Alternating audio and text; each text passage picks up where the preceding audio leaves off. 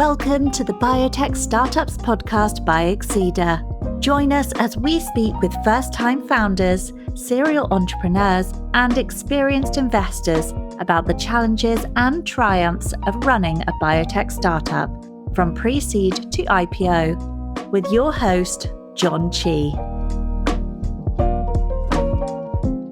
Our guest today is Krish Ramadurai, partner at AIX Ventures, an AI-focused seed-stage venture capital firm backing top startups and practitioners in artificial intelligence, healthcare, and life sciences.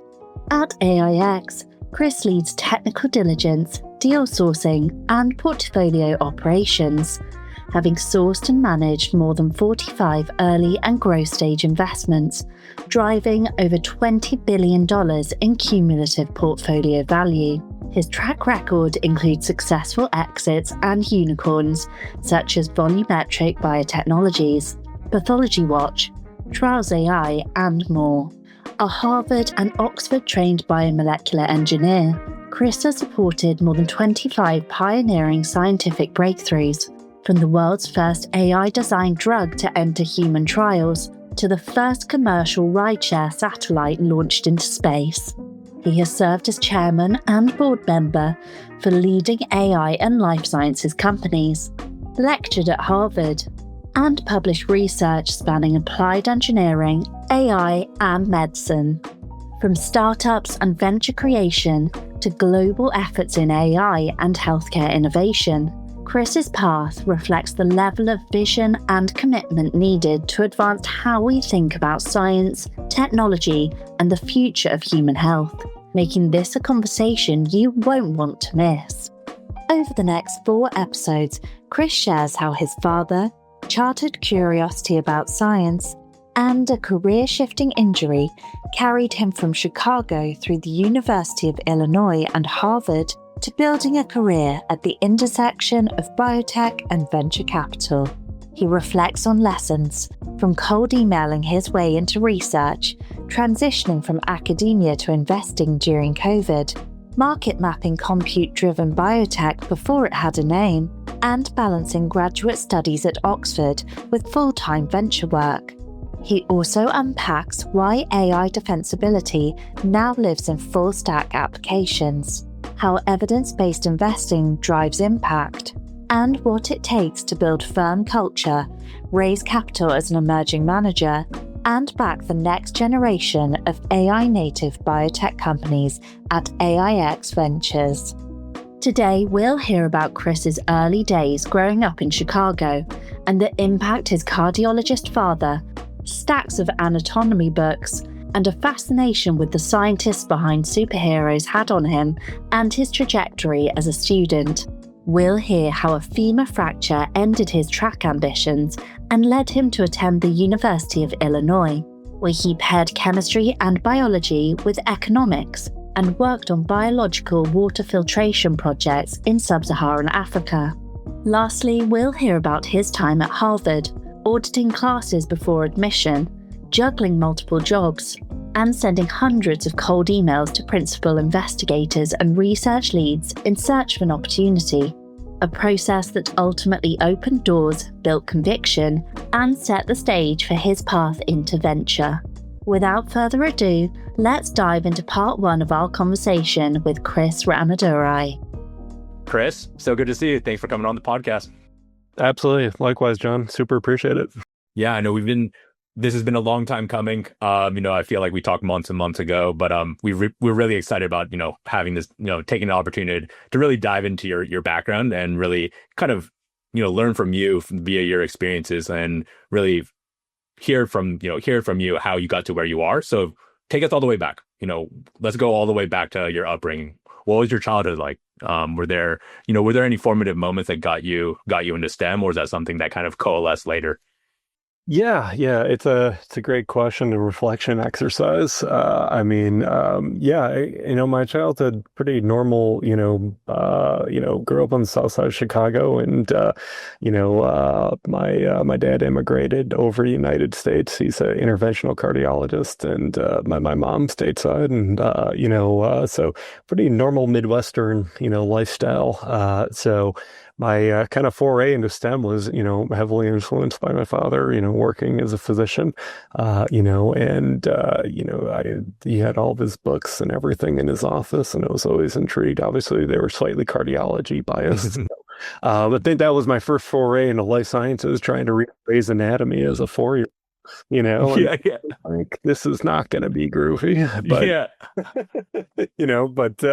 but yeah, and I was always, I love the super, it's funny, I love all the superhero films. And one premise that always intrigued me was like, I never wanted to be the Marvel superhero, but actually the scientists that created them. And it was a very odd paradigm. I was like, how do I scratch that itch? And that ended up being my foray into STEM, essentially seeing mutant dinosaurs in Jurassic Park and all the other 90s movies that shaped my childhood and Twister and everything, being like, wow, there's something here. It sounds insane, but like Yeah. it actually be the scientist that was working on those radical experiments, but in real life and actually transcending the technologies to improve humanity. That would be a pretty sweet gig. And that's kind of ultimately, what brought me to venture now. Cool. I was gonna ask, with having a physician father, was there pressure to become a doctor? Was there like, hey, like, Yeah, hey, it's the usual upbringing, right? I think anybody with Asian parents can feel that weight of, I call it the tiger claw. yeah, Instead of the paw, I got the claw. Uh, so, like, so, I mean, everybody, obviously, all the Southeast Asians, always want to be, you're either going to be a doctor, a lawyer, or engineer, pick one, yeah, so, or yeah, I picked the engineer one, but like, originally I did want to be a physician. I'd done, several tours with Doctors Without Borders, and, originally was doing, my grad work just as a filler for med school, but life works in mysterious ways. And I find that even if I went to medical school, I'd still be doing the same thing now. It's always interesting to see how it goes. But yeah, I definitely felt that, hey, you got to study for the SATs when you're 7 kind of thing. And I was like, amazing. Everybody else is doing sweet BMX moves in the Wendy's parking lot, yeah, yeah, trying to decode the universe on this SAT book. yeah. You're just grinding, like you're just grinding the SAT book cramming. Like, And so when you're like in your high school approaching college, were you already like, have you already found your engineering path, or was that like something that you kind of you know figured out a little bit later? honestly, the engineering path, it was hilarious. Didn't even happen until halfway through grad school. Okay. When I was in high school, like, yeah, I was laser focused. It was like sports and academics, like, I wanted to run, track in college. And then I also wanted to, crush it in school. So like I was, more geared towards the natural sciences, I wasn't like, I was a terrible test taker, like, and man, of course, STEM has to be binary outcomes for everything. Yeah. Kind of always the in between the 0 and 1, where extrapolate, not just brute force memorizing, regurgitating knowledge. But yeah, definitely in high school, I was like, oh, I'm going to do the traditional pre-med route, like, and go in biochem and go do that and then go straight shot to med school. So it was kind of more traditional on that end. Yep, absolutely. I mean, I see a parallel path on my side too. I was like, yeah, like I think I can cut it as a doctor, like, and quickly just figured out. I was like, oh, I'm not gonna cut it. This is not driving well with me. And I was a terrible test taker too. And it makes it was just like debilitating. You're just like, oh my God, like I'm not gonna make it anywhere. This is and then you start to realize, like, especially when you get into like a lab, that like there are no rules. Like you can kind of just like explore, and you're not like strictly confined to the standardized test, which was like nice. But so now you're looking at college, you're contemplating pre-med. What, like, did you know where you were going to go for university? Was it something where it's just like kind of everything was super premeditated, or was this something where you're just like, I'll go with this one? Yeah, this is where the fun part came. I was full tilt geared on wanting to run track in college, and I was on the U.S. Junior Olympic team and everything, and then I broke my femur. Yeah, so then Wow. I was like, well, there goes the whole college sports thing. Yeah. Was that while running, while in a competition? Yeah. I broke. It was a stress fracture that really didn't come into full manifestation until the 600-meter mark of an 800-meter run. That was so. At that point, they were like, well, you're either going to get a steel rod in your femur, which basically would condemn me to a life of arthritis and crippling pain, or I could do the other route, which was a bone stimulation apparatus, which is what I did for 16 months, basically to get back to normal. But yeah, I was like super gung-ho on going to Johns Hopkins and running track there and, doing the regular thing. And that was like the first, time I was like, well, it doesn't look like it's going to plan now. So I ended up at University of Illinois in Urbana-Champaign because of basically just like being like, well, all the tier one schools I was going to go run track at, I can't do anymore. So, and at that time, like it had happened late in the season. So I was like, oh boy, okay, I got a shotgun somewhere else. Yeah. And now I ended up at Illinois. Yeah. Sometimes like life comes at you quick. Like sometimes that's what happens. Exactly, right. And I had not even been to the campus or anything. Oh. Yeah. You're just like, so I guess I'm just going there. Yeah. Like I know everybody else was like tactical and they had their packets. I was like, oh boy, this is just going to be whiplash and yeah, happening. So one, that sounds incredibly physically painful. So holy crap. But you made it through, you saw, you got through it, which is like the more important part. And so now you're not at your number one, but you've decided to, pursue IB, economics, and chemistry. Talk a little bit about, your undergraduate experience. Did you have an undergrad lab experience? Yeah, so this is the funny part. Like, I have never actually done any formal lab work in everything that I've done. I've always focused more on the kind of the qualitative elements of it. So, undergrad was, that kind of usual trying to figure out what are you excited about. And I think for me, it was a little bit tougher for me because I was like, sports had been a huge part of my life. And then I was like, well, that whole block just dissolved overnight. Well, how do I stopgap that and kind of figure out what my identity is? Yep. So yeah, I'd always liked this parlayance between business and science. I always realized I was like, well, the science people suck at speaking business and business people are horrible at science. Like, why not be the in-betweener there? Hence kind of the diversification on that. So I love the hard science of biology and chemistry, but also was like, well, applied economics is interesting as well.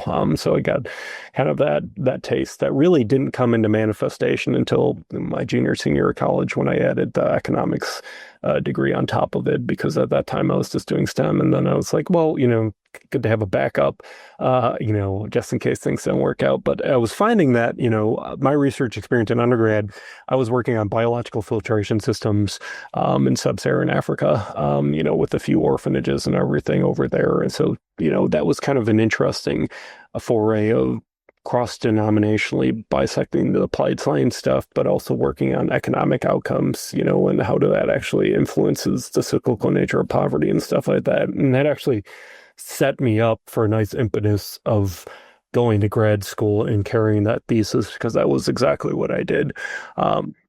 On that applied basis. Did I know at the time that was all part of the plan? Absolutely not. And I think that's the important thing. Like, none of this stuff was like, oh my God, it's going to plan. If anything, I looked at it and was like, oh man, this is a mess. What does any of this mean? Yeah. I mean, but I love that. Like I think sometimes, on paper, it could seem like everything's like premeditated. Yeah. But it's not. I love how it's not. Because I take solace in it, because it's like it just makes everyone. You just realize everyone's just figuring it out. Like, and still, like, even now, like, people are just like figuring it out. And when I speak to younger folks who are thinking about grad school or entering the workforce, they feel like they have to have it figured out, which is rough. That's a rough thing to kind of like hold yourself to, because just like frankly, just like it doesn't really unfold like that, or is very rare that it does. And also like, you mentioned kind of like the loss of identity from not being able to play, to run anymore. I similarly, but it wasn't due to an injury. It was more of just like at Berkeley, I was like, oh shit, I am going to fail. Like if I continue to play sports at this level, like something's got to give. And so like I had to like shed, I played lacrosse. So I was like, I don't think I could do this anymore. And then kind of had to refocus, and just like all that kind of, I guess the discipline of sports is like, lends itself well to like hitting the books really hard too. Or like, but I empathize with that loss of identity. You're just like, crap, like who am I? What am I, like, I have all this time now. Like this is right. Like it's going from that regimented, structured environment to now it's kind of a noodle. Yeah. Right. And Yeah.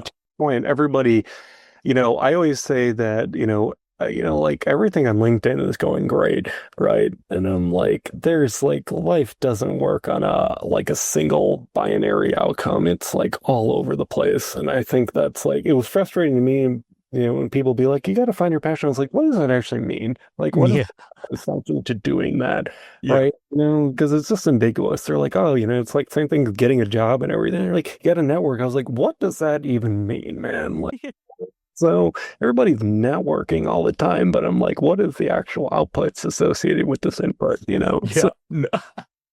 I still don't know how to like properly network either. I don't think I ever figured it out. yeah, right. But I feel like you like, it's kind of like this thing where it's like you define it for yourself and you like choose your own adventure. Like there's no one way to do it. But when I like followed someone else's like kind of like playbook, it just never worked. It's never worked like ever. I'm just gonna do me. Like, I'm just gonna see how this like ends up working. And what I find is that like when you just like do it your way, you kind of like create this kind of like magnetism for other people to like gravitate. And especially with the age of the internet too, is just like you can like voice your own kind of like style, opinion, or viewpoint, and the internet has a way of just like connecting you with like other like minds. Whereas like before, it's just like before, the advent of like podcasting and like social media and stuff, I just remember exactly like, going to like a career fair and just like, just go network. I was like, I don't know what do I do? Like I have this ill-fitting suit. I have no idea. Like, how do I make like a network? 100%. And you come to the realization that most people don't really know what they're doing, right? Like, it's a funny thing, right? Like, whenever somebody's like, oh, that one accordion plan, I was like, that's like the same gradient of like happiness, right? Everybody's under the pre-designed thing of like, if I do X, Y, and Z, this opens a portal for me to being happy. And I was like, it's a totally relative construct. Yes, exactly. That is circumstances that influence the outcome of you being happy. And most of the people don't even have the tools that you're supposed to acquire over those years to lead to that outcome, right? Yep. Exactly. And so, it sounds like your lab experience, or, your experience like hands-on going to Africa sounds like, probably just like a rare opportunity for an undergrad. Like for me, I was just, I had a more classical kind of just like, I was at the lab benches like doing my thing. And then you mentioned that this has kind of inspired you to pursue that work and continue it, into grad school. And I guess before moving on to grad school, was there anyone during your undergrad or perhaps your PI or, postdocs or grad students like that took you under their wing or influenced you in any way? Yeah, it's funny, like in economics, or like just in general, since my degrees were all over the place, it's like I had a bunch of unique people up across all the different departments. Like I think the biggest thing that I got, like there was a guy named Professor Werner who passed away. He was one of my economics professors, and he was the one that was like, he was also a Harvard guy, and he was like, yeah, there's a lot of things where you can actually, because like when I was looking at economics, I was like, I don't want to be like wearing a suit sitting behind a desk. I was more interested in the applied domain of it. And that was set the impetus of like, oh, you can do econometric tracking of both the applied intervention that you're doing, that is the science engineering thing, and then measuring the social outcome from it. So, Professor Werner Bayer, his name was a really cool dude that was like, and he didn't take me really under his wing until like my senior year of college. But I think that was helpful just to have some context as to like, what do you find what you're actually passionate about? And for me, it was like translating the gap from empirical research to actual functional net benefit for humanity. Very cool. And is that how you found your way over at Harvard? Yeah. So that, was like, so for me being from the Midwest, being like, you can go to Harvard and Oxford, man, like that wasn't really a thing, right? Most of the people I went to high school barely graduated and they all went into trades. So like, it wasn't like, oh, you're going to go to this tier 1 school, let alone the ultra tiers. Like, Harvard was a unique thing where, like, I had actually taken a class. It was a really cool global health class that I had taken, and like, it was like my first foray into it, and I was fortunate enough to like hang out with a lot of really cool of the global health pioneers. And like really enjoyed the class and everything. And I was like, oh man, and that first class was Paul Farmer. I don't know if you know him, like he's super famous. And I was like, oh my God, I didn't take a class with Paul Farmer. And this was like a class that I was taking as a hybridized bridge between University of Illinois, at the time. And I was like, wow, this is really cool. And so I took his class and did really well in it. It broke all the rules because I took a graduate level course while I was still an undergrad. Special exemption for that, and when I took the course, I was like, yeah, this is cool. I want to go be there, right? So I had talked to Paul and a few other folks that were running the course, and he was like, yeah, like I can put you in touch with a few people, but can't make any promises, right? And it was like, I didn't have the grades for Harvard either. So, like, and I was able to meet my PI, who was Sujata Bhatia, who was the head of she was the dean of School of Engineering and Applied Sciences at the time.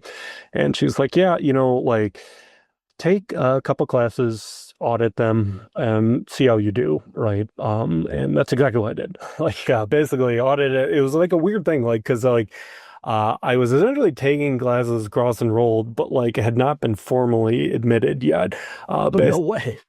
So like, yeah, so I was essentially auditing them off the transcript, but then, she was like, take these classes. If you like actually can survive them and do well, then I can spot you essentially for a spot. And like, so it's totally unconventional route, like, right? It wasn't like I just applied aimlessly. It was, okay, I took the audited class as an entry point to meet some like really well-connected people, and then like got kind of in the door. And then after I did those classes, I applied, got in, obviously, and then like went from there. But like I didn't have like like it was the total.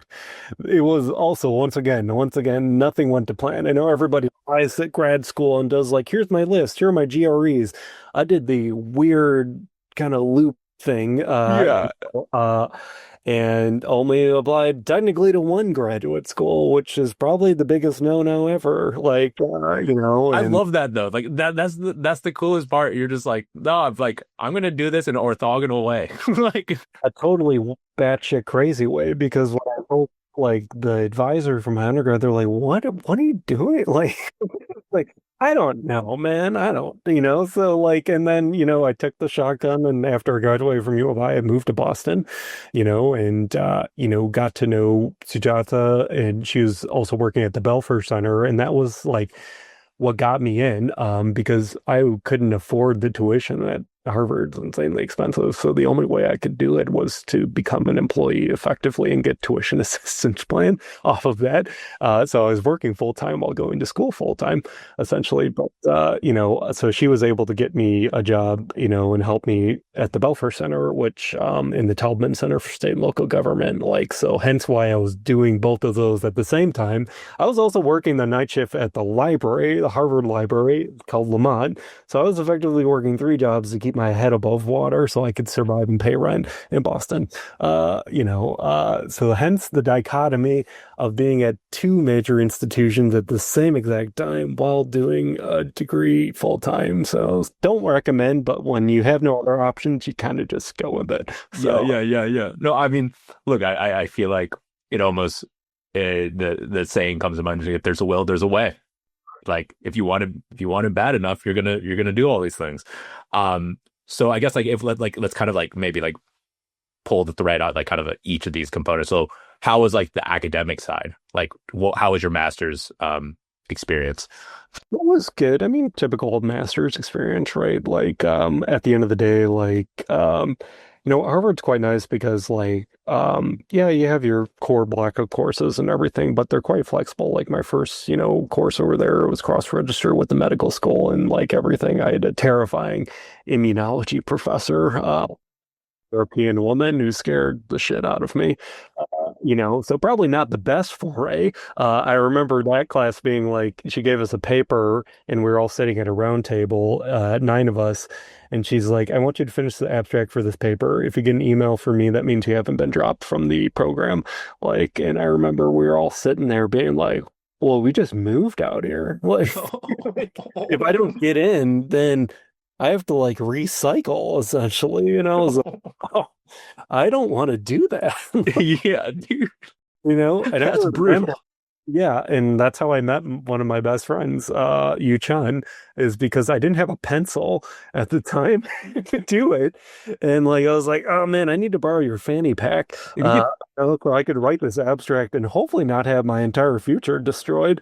I just signed a 12-month lease, right? Yeah. You have the money to get out of it, So, oh my goodness. That was a good pressure cooker of being like, welcome to Harvard. I hope you make it. Good luck.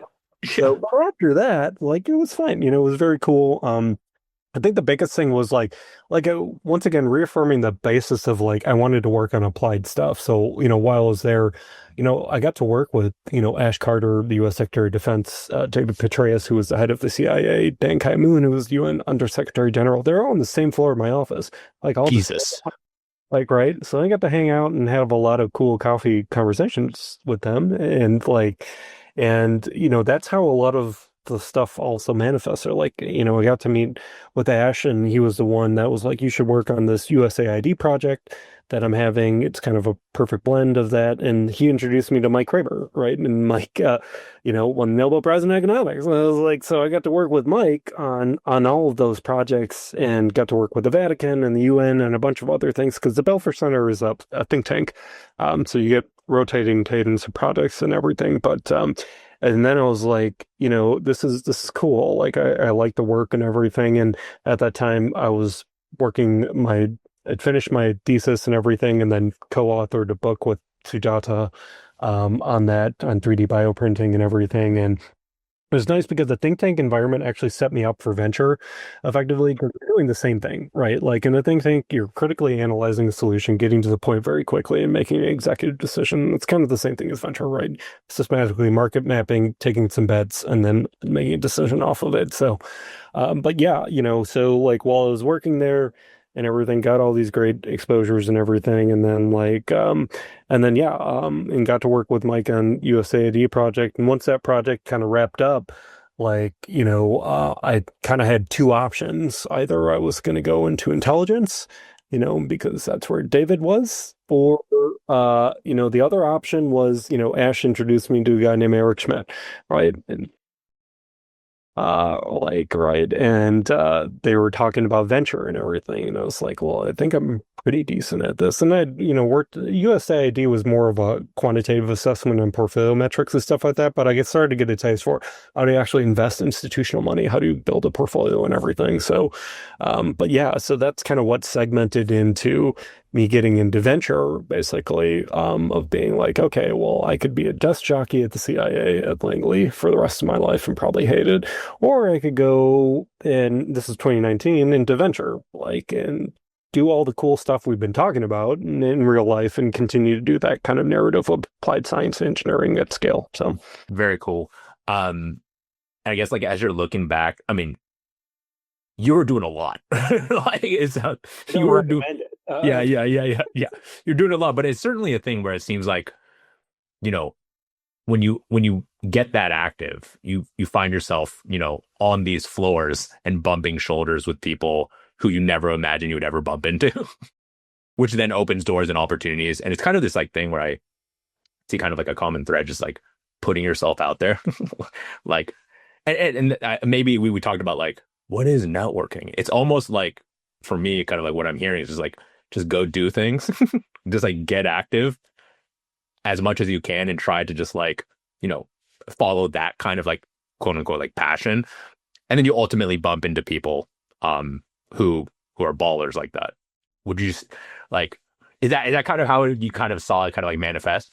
Sure. Yeah. I mean, I think the most important part is there's a massive asterisk of what happened behind the scenes to get to this point, right? Yeah.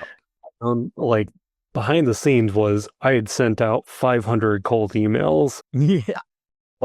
And it's hilarious now that a lot of those PIs that it turned me down now are asking me to invest in their companies, right? Yeah.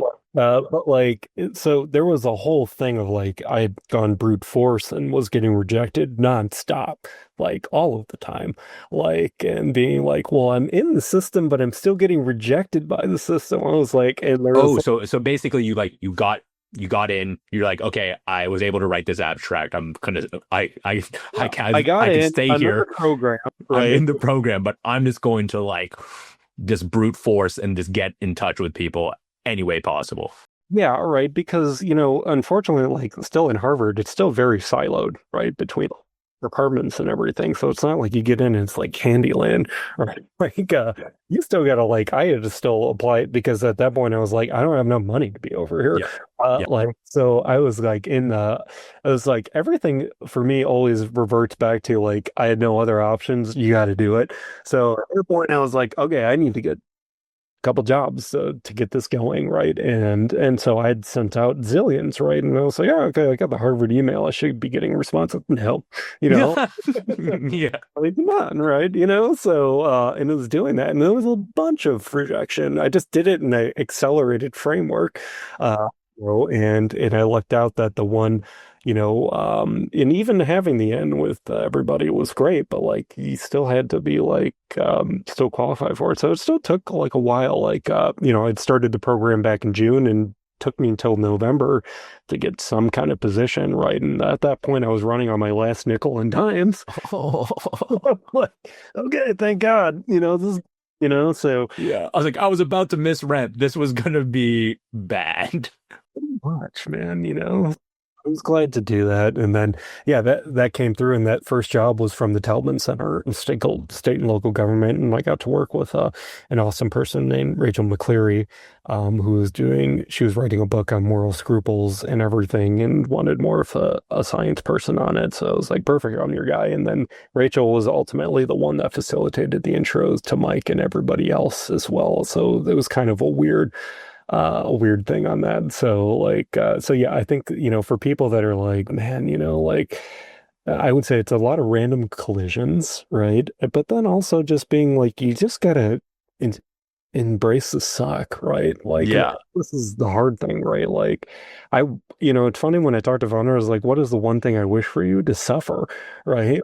You should, because at the end of the day, when you do that, it makes just your understanding and purview of, perception and perspective are two different things, right? And I find that if you just, when you're there's nothing left that can get worse. You just execute against it. It's like nice, because then you're like, that situation happens again, which adult life works like that all the time. You can be more systematically prepared. And I think a lot of people just like, they're like, yeah, I get the whole mantra of failure is good. I was like, no, you really have to embrace it. Like when everything sucks. Yeah. Oh, Yeah. like, and they don't show that in movie montages, right? They forward through the 9 months of sucking it took to get to that one point where that random collision actually led to something valuable, because the other 9,000 random collisions led to absolutely nothing. Right? Yeah. Yeah. That's Right? that's so funny. And I love that there's so many directions I want to go with this. But like the first thing one is like I used to skate a lot, like skateboard. And back in the day when you like had skate videos, you know, it is very different than now when you have like social media skating where people are just like clipping, they're just like it's like perfectly manicured clips where they're just like landing every trick, but you have no idea there was like 100 attempts like behind that one clip.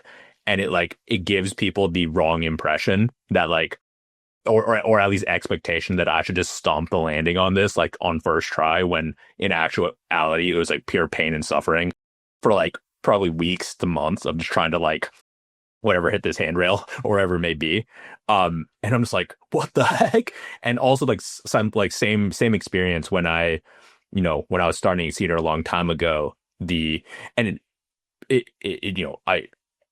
had no idea at that point, but it was just like I was broke as hell. I was just like super broke, and I was like, and it was funny because when I was sending those original emails out to PIs, and so I was like, hey, would lab equipment leasing as a concept be helpful in your lab? And they did not like the idea of like talking about business, like, or just like kind of anything that wasn't like directly related to their research. And so this got denied. Like some people were helpful and willing to talk. But it's funny now because now, just kind of like what you said, they're asking for like equipment leasing. The folks that like kicked me out of their office from even daring to bring up the concept. They're like, hey, we need to outfit our lab. I'm like, oh, so it's like great to see you again. But I think at that, during those early days of just like getting rejected, that is exactly those kind of like formative moments. Like those are like the formative moments that I think really shape a founder, and like really it honestly, it's just like especially when you're like kind of like, from what I'm hearing, it's kind of like, I can't go any lower. Just everything is upside. And you start getting really creative too. Because like when you're not at that point, you can kind of just get like lazy or complacent. And what ultimately happens is like, you go for the convenient route rather than being forced to do like the hard thing. Right. And I think rejection actually opens the door for conviction, right? Because what I found was like, I actually started to understand myself more and the value prop that I had, but also most importantly, like, I only applied to one graduate school every single time, because I think the rejection led me to author a narrative of myself where I had ultra fucking conviction in my doing to do, right? Like, I think that was the interesting thing. It actually served as a fundamental basis for my, like, who you are as a person, right? Because once you have conviction, that leads to confidence. And then the confidence inevitably leads to, okay, I can manifest my own situation how I want it, right? And if you do that stepwise function, it's quite interesting to see how that tethers you to being successful in the future, So yeah, it's kind of a thing where it's just like, he's like, I've seen harder shit. Like, or right? I've seen harder shit. Or it's like our lacrosse coach would say, just like, burn the boats. Yeah, man, burn the boats. 100%, so like, if you're gonna do it, commit. So, but very cool. That's all for this episode of the Biotech Startups podcast featuring Krish Ramadurai. Join us next time for part 2, where Krish recounts his leap from academia and policy into venture in. What day one as a remote analyst looked like at a blank state fund, how he built thesis from evidence and market maps during COVID, and why compute-driven biotech kept surfacing in the data. He also explains the problems with shot calling in VC, and what it really takes to raise capital from LPs as an emerging manager. If you enjoyed the show, subscribe, leave a review, or share it with a friend. Thanks for listening. The Biotech Startups podcast is produced by Exceeder. Don't want to miss an episode? Search for the Biotech Startups podcast wherever you get your podcasts and click subscribe. Exceeder provides research labs with equipment leases on founder-friendly terms to support paths to exceptional outcomes. To learn more, visit our website www.exceeder.com. On behalf of the team here at Exceeder, thanks for listening. The Biotech Startups podcast provides general insights into the life science sector through the experiences of its guests. The use of information on this podcast or materials linked from the podcast is at the user's own risk. The views expressed by the participants are their own and are not the views of Exceeder or sponsors. No reference to any product, service, or company in the podcast is an endorsement by Exceeder or its guests.